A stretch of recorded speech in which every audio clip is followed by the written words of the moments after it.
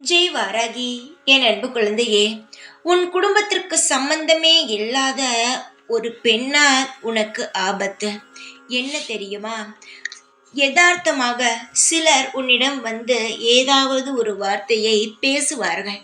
நீயும் நல்லவர்கள் தானே என்று நினைத்து அவர்களிடம் உன் குடும்பத்தில் இருக்கும் அனைத்து விஷயங்களையும் சொல்வாய். கேட்டால் யதார்த்தமாகத்தான் பேசினேன், ஏதோ தெரியாமல் அவர்களிடம் எல்லாவற்றையும் உளறிவிட்டேன் என்று சொல்வாய். தங்கமே, அனைவரையும் பார்க்கும் பொழுது நல்லவர்கள் போல்தான் இருப்பார்கள். சேதி கேட்கும் வரை, அதாவது உன்னுடைய வாழ்க்கையில் நடந்த அனைத்தையும் கேட்கும் வரை அனைவருமே அமைதியாக நல்லவர்கள் போல்தான் இருப்பார்கள்.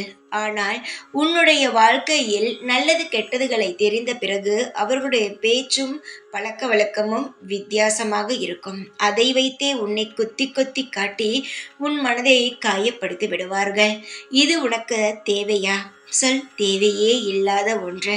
உன்னுடைய வாழ்க்கையில் நீ எப்பேற்பட்ட இடத்திற்கு செல்ல போகிறாய் என்று தெரியாமல் யாரிடமும் தேவையில்லாமல் எந்த பேச்சுகளையும் வாங்கி நீயே உன் மனதை காயப்படுத்தி கொள்ளாதே. எப்பொழுதுமே உன் வாழ்க்கையில் இருக்கும் ரகசியங்களை வெளியில் சொல்லாதே. அதுபோல உனக்கு எது பலமோ பலவீனமோ அதை எப்பொழுதுமே மற்றவரிடம் வெளியில் காட்டாதே. ஏனென்றால் எந்த பிரச்சனை வந்தாலும் அதை வைத்துத்தான் தாக்குவார்கள். அப்பொழுது மனவலி இன்னும் அதிகமாகும். தெரிந்தவரோ தெரியாதவரோ யாராக வேண்டுமானாலும் இருக்கட்டும், உன் குடும்பத்தில் இருக்கும் எந்த ஒரு விஷயத்தையும் வெளியில் சொல்லாமல் ஜாக்கிரதையாக இரு. தேவையில்லாத பிரச்சனைகள் அதன் மூலமாக கூட வரும். யாருடைய குடும்பம் எப்பொழுது வீணாக போகும் என்றுதான் இங்கு நிறைய பேர் பார்த்து கொண்டு இருக்கிறார்கள்.